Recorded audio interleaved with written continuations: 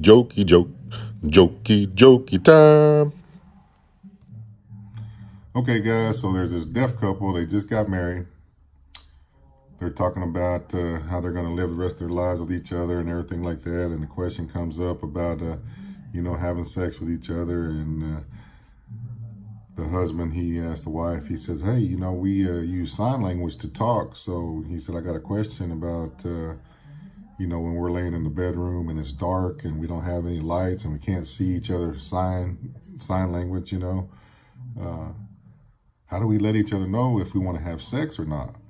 And the wife, she goes, that's a good question. I understand it's going to be dark. We can't see sign language. So we have to do some sort of signals. And the husband's like, well, what do you mean? And the wife says, well, I guess if you want to have sex with me, grab my tits once. If you don't want to have sex with me, then grab my tits twice. And the husband says, oh, okay, all right, I got it. And so the wife says, oh, well, what about you? And the husband says, well, I guess if you want to have sex with me, yank on my dick once. If you don't want to have sex with me, yank on it 40 or 50 times. Got him! Got him! All right, so this old boy, he's walking down this country road. He looks over, sees his farmer's house across the street, and he sees a flock of butterflies floating around on the east side of the house. So he goes up and knocks on the farmer's door. The farmer answers and says, yes, sir, how can I help you? And the old dude says, well, sir, I was walking by your property and I looked over on the east side of your house and I saw a flock of butterflies floating around. I was wondering if I could go over there and give me some butter. And the farmer says, you idiot, you can't get butter from butterflies. That's just what they call them. And the old boy says, well, I would like to try if you don't mind. The farmer said, well, knock yourself out. So 30 minutes later, dude comes back to the farmer's door. He knocks on the farmer's door and he's got 2 big old buckets full of butter. The farmer looks down and shakes his head, and the old dude tells the farmer, thank you, and walks off.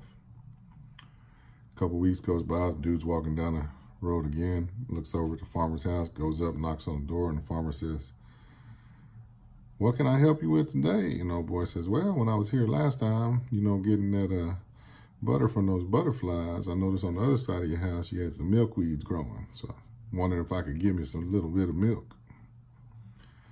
Old farmer says, you dummy. They just call them milkweeds. They ain't got real milk in them. And the old boy says, well, I'd like to go try anyway. So the farmer says, well, knock yourself out. So 30 minutes later, the old dude comes back, knocks on the farmer's door again and tells the farmer, thank you. And the farmer looks down and the old boy's got a couple buckets full of milk. And the farmer shakes his head and watches him walk away. A couple more weeks go by and the guy comes back again. He knocks on the farmer's door and the farmer says, now what? And the guy says, man, when I was here last time getting that milk from those milkweeds, I noticed out by your barn you had some pussy willows growing. The farmer says, let me get my boots.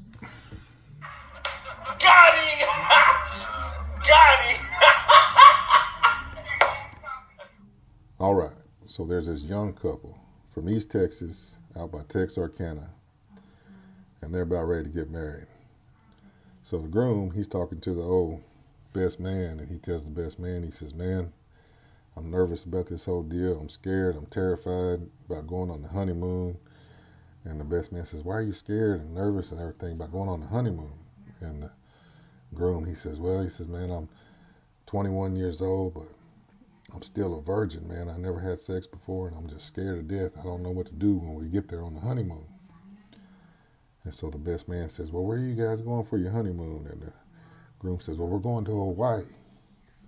So the best man says, well, I ain't never been to Hawaii before. He says, I'll tell you what, if you buy me a ticket to Hawaii, I'll get the room right next door to you guys. If you have any problems, you just yell them out. I'll hear you through the wall, and then I'll yell back and tell you the correct thing to do, and everything will be fine.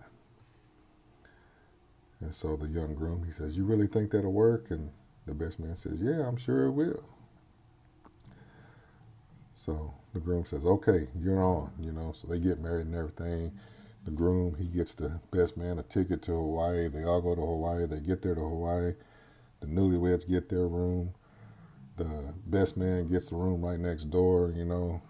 Later on that night, they're all getting ready for bed and everything. And the groom, he's in the bathroom and he's still nervous as hell. And he's taking a long time in there. And he's already been in there for almost an hour trying to get ready.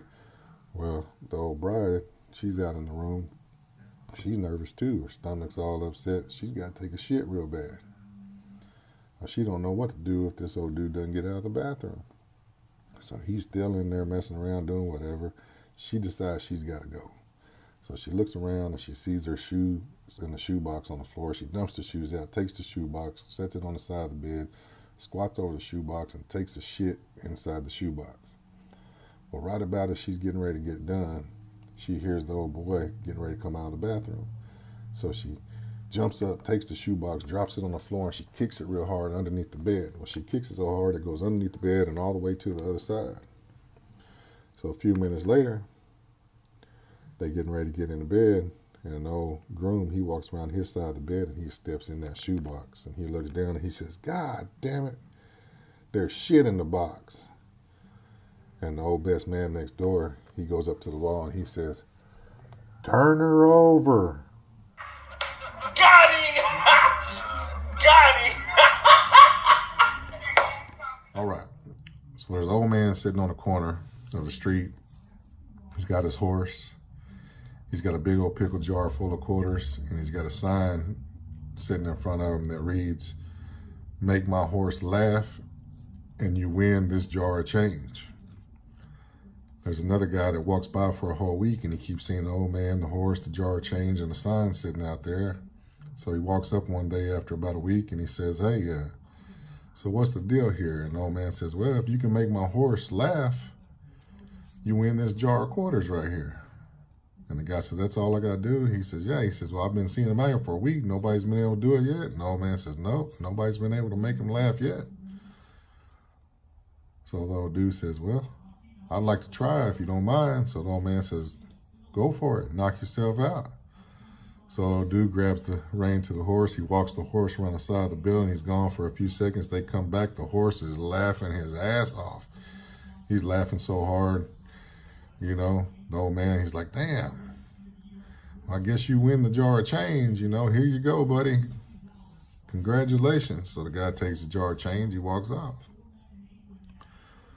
Well, a couple days goes by. The old dude's walking to work again. He sees the old man out there with his horse again, got a big old jar of quarters again, and he's got a new sign, and the sign says, "Make my horse cry, and you win this jar of change." So the dude goes back and forth for a week to work, you know, walking by the old man out there with his horse.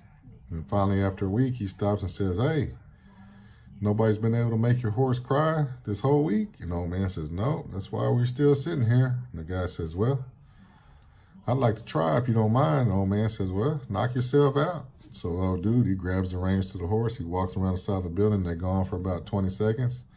They come back, and the horse has got big old crocodile tears in his eyes. He's just crying and sobbing and sad. And the old man says, "Well, it looks like you done it. You made my horse cry. You're the winner of the jar of change. You know, here you go. Congratulations."